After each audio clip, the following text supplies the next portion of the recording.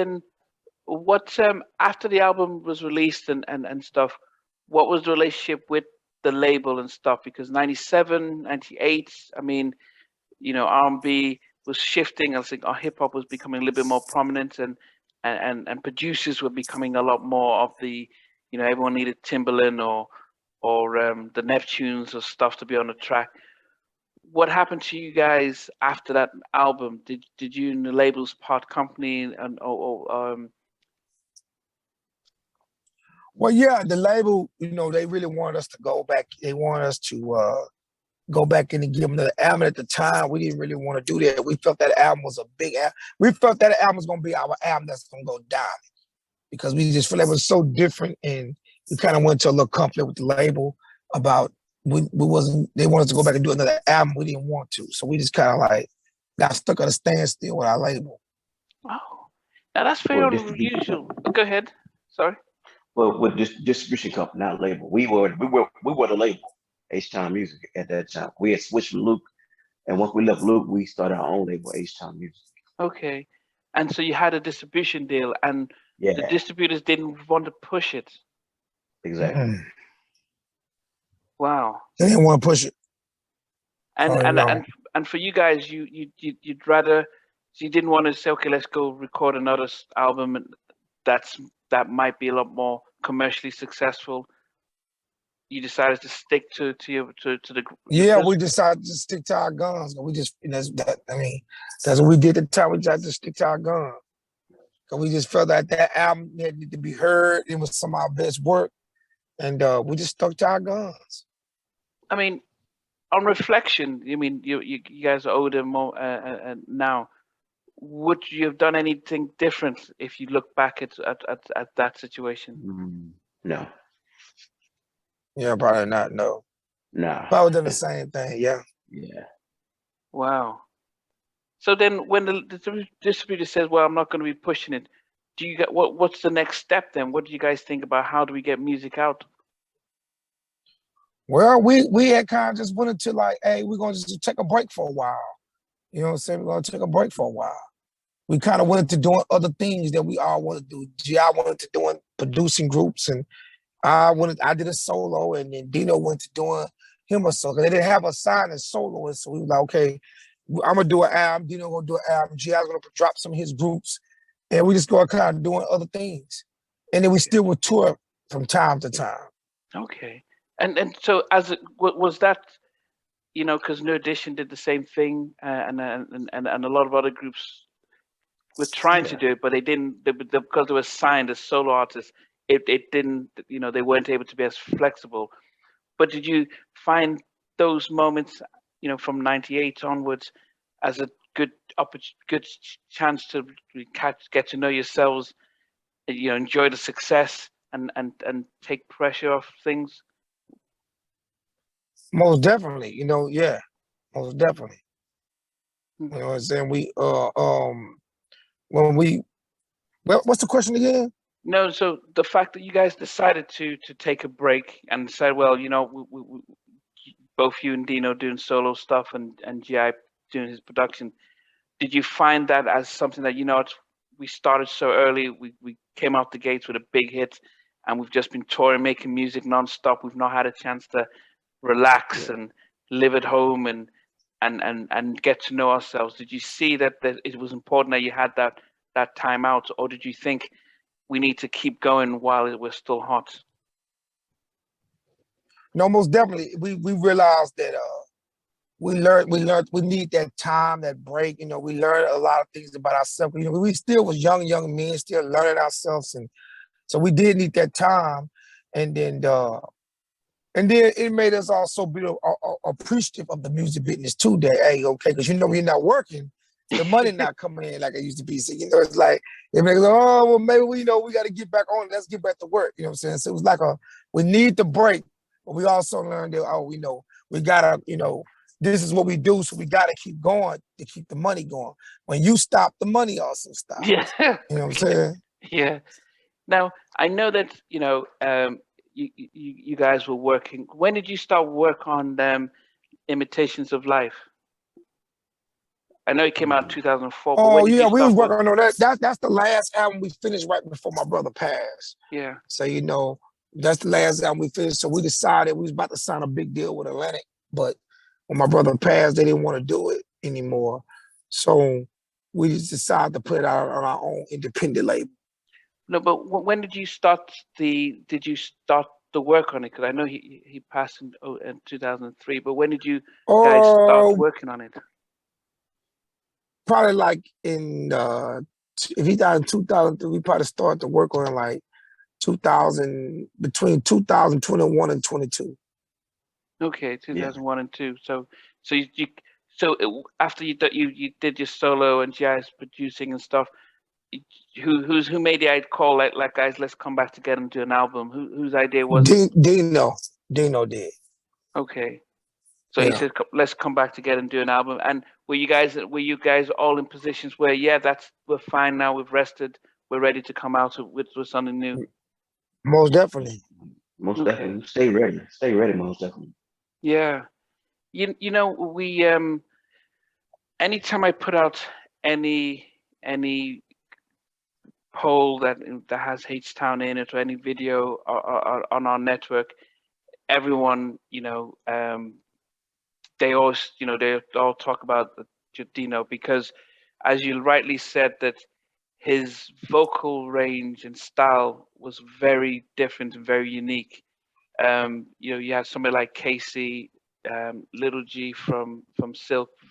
Very few people had distinctive tones in their vocals, Yeah. and so he was one of them that, as a lead singer, you could hear a H Town record, the harmonies and his lead vocal, and there's so many groups that you can't you'd have to be told who was.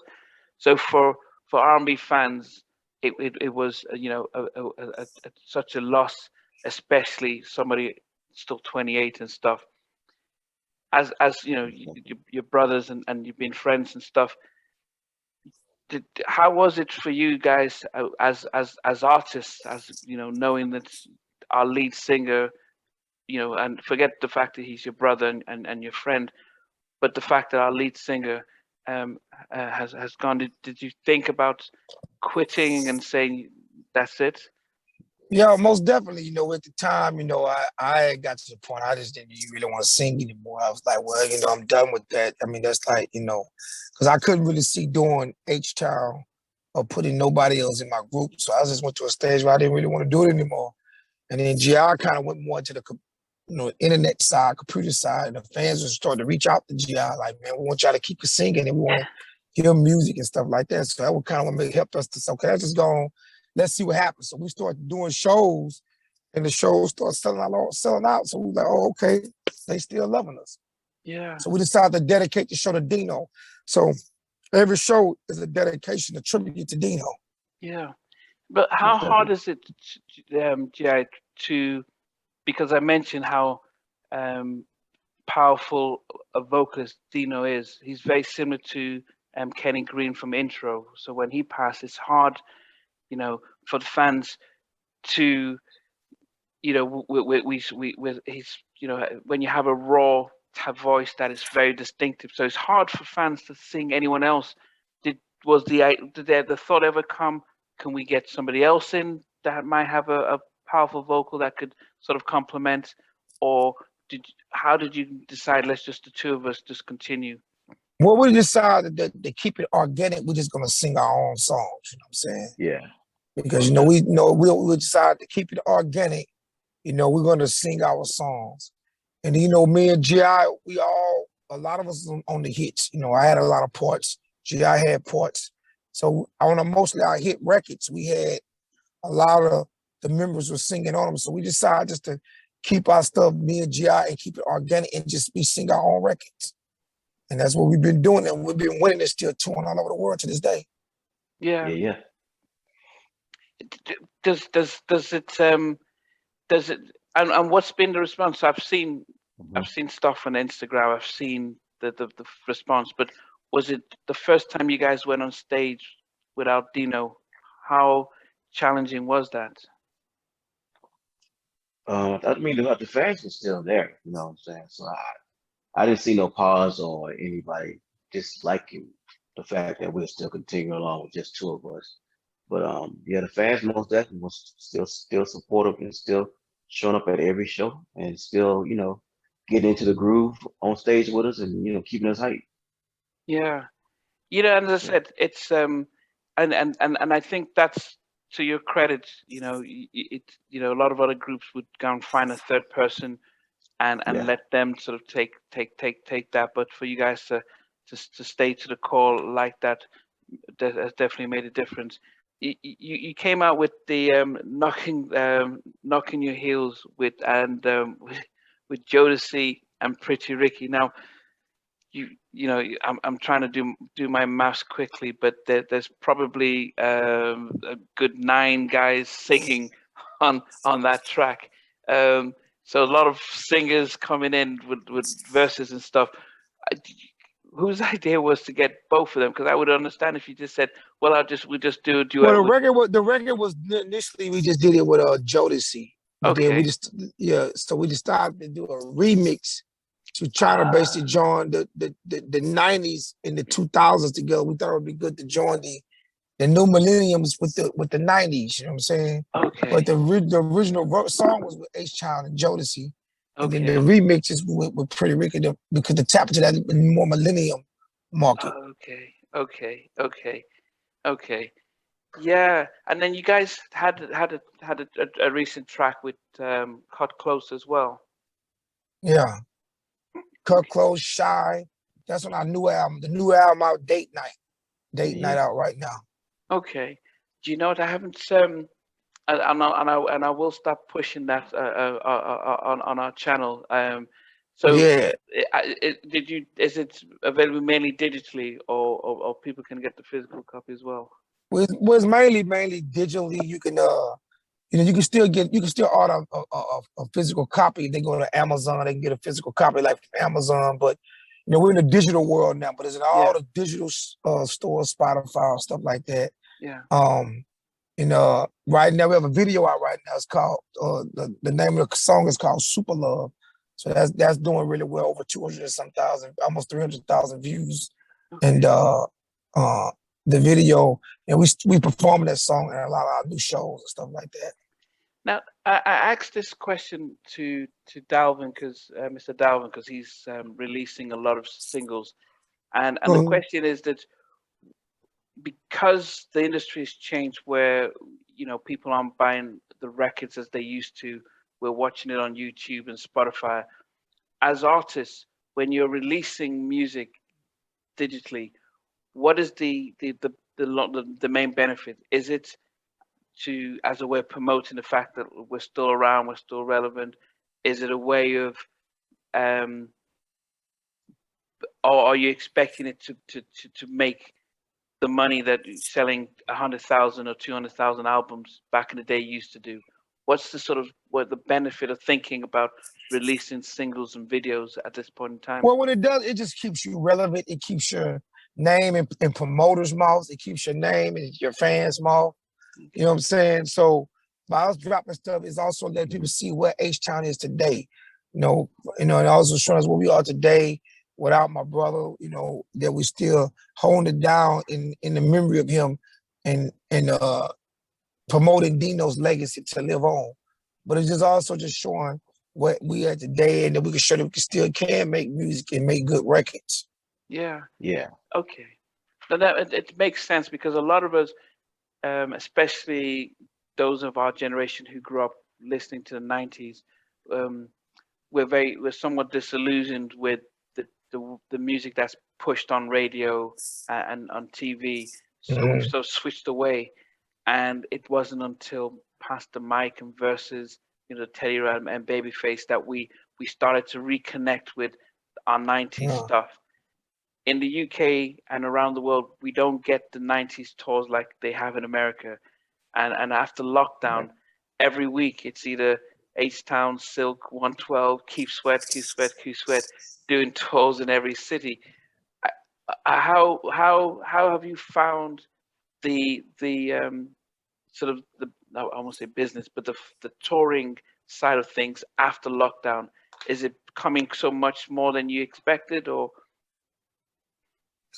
Yeah, it's great. It's picking up. We love the tour and being for our fans. So since everything the lockdown was lifted in the United States of America, the shows and stuff the shows been picking up. We've been doing a lot of shows. We've been picking up. Yep, and we are on our way to London. We'll be in London in December the 10th, most definitely. Yes, and that's something that, as I said, we've not got many tours from our 90s R&B acts, because every week I look and see you guys touring from South Carolina to Atlanta, all over the place. Yeah. So the fact that you guys are going to be coming here will be big. Yeah. I've started to put out the word, so a lot of people have pretty much said they're already going to buy, they're already buying their tickets and stuff. So we're definitely going to look forward to that. I know you guys. Do you guys come with? Do you do your tours now with a band and with dancers, or what's your tour like in the States that we might not Well, see? we have a production, so we bring mainly a full-fledged production. Some shows be band dates and some shows just be track dates. We most definitely come with a production. In the States, our dancers and background singers and stuff like that. I don't know if we're gonna have all that in London because I know that, at the time it got kind of expensive for them, but we will have some treats for them. We'll be singing all the hits for them when we come to London. Okay. Yeah. Oh, well, hopefully I'll get to. Unfortunately, when Blackstreet came to perform a couple of months ago, the promoters messed them up. So I met up with them, but they didn't get to perform. But hopefully, you guys do get to perform. I know Cut Close is coming. I'm speaking with Little G from Silk next week, so it'll be good to see you guys in person afterwards, and just to see you guys. In closing, I always ask my my guests if you guys each question, if you were stuck in an elevator and they told you it'll take about 2 hours before we can get you out, but we'll put a movie on for you. I can start with GI. What movie would you request to watch while they're trying to get you out? That's a good one. I would say, Thin Line True Love is one of my favorite movies. I still watch that to this day on Netflix, and Okay. It's a regular TV series to me. I go back and watch the same movie over and over again. That's one of my favorites. Okay. What about you, Shazam?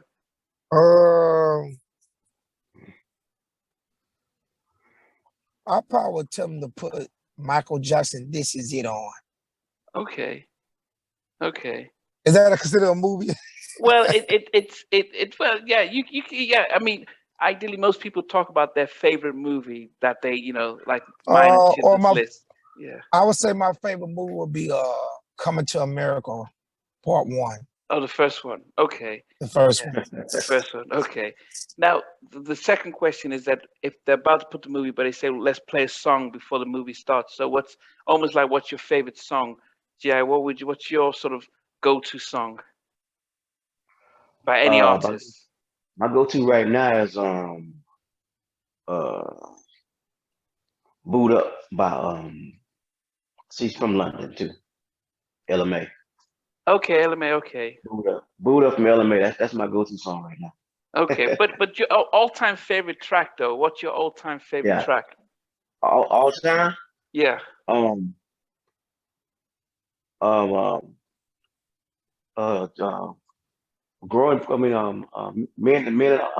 from boys to men.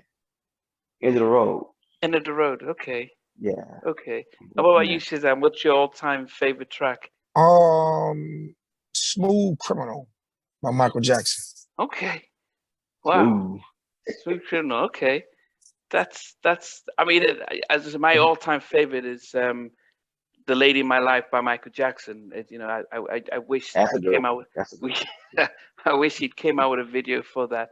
But yeah, it's been definitely great. Hearing from you guys, it's been definitely great. Sort of. Most definitely.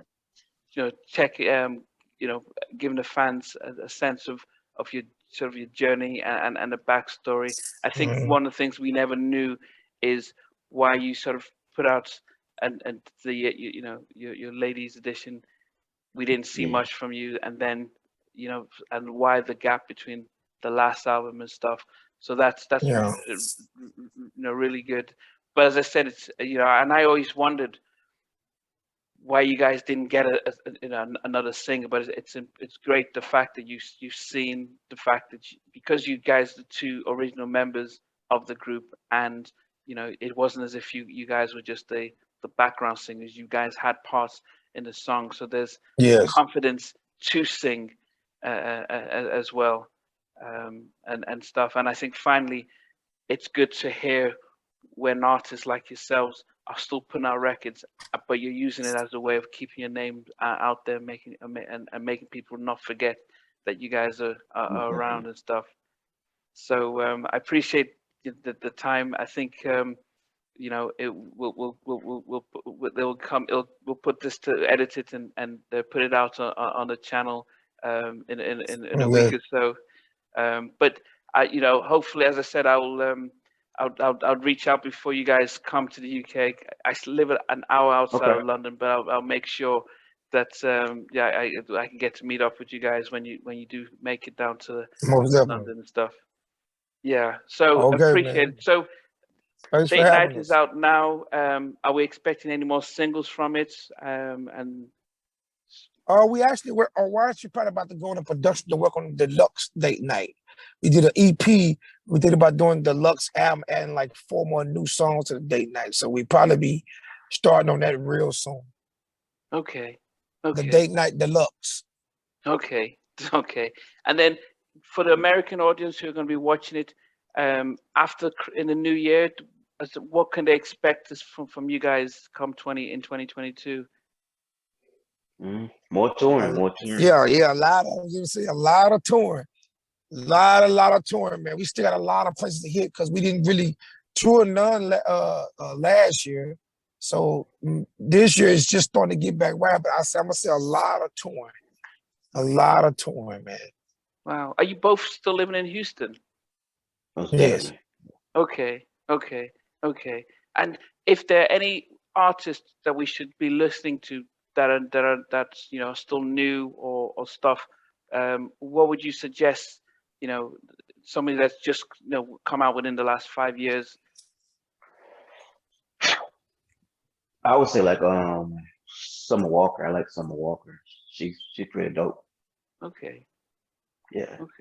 Okay. And Sam, any new upcoming artists that you'd recommend? I would say her, Ella May. I'm loving Ella May. I'm loving her. And it's this guy named Keven. Keven, I think. Okay. Yeah. Yeah, I think I'm pronouncing his name right. Yeah. He has a really nice voice. Okay. Yeah. Well, I definitely appreciate everything, and as I said, it's been great, and it's about 11:30 here at night, but it's been great to be able to have this other conversation. But as I said, hopefully we'll see you guys in 4 weeks when you come down to the UK. Okay, most definitely. Okay. All right. Amen. Peace. Thanks very much. Much love. Guys. Thank you. All right. Thanks, guys. All right. Thank you. Thanks. All right. Thanks for watching. Please remember to subscribe to the channel, but most importantly, to press the notification bell so that you can be notified when we do have a new interview. Loads to come, but thanks a lot for watching.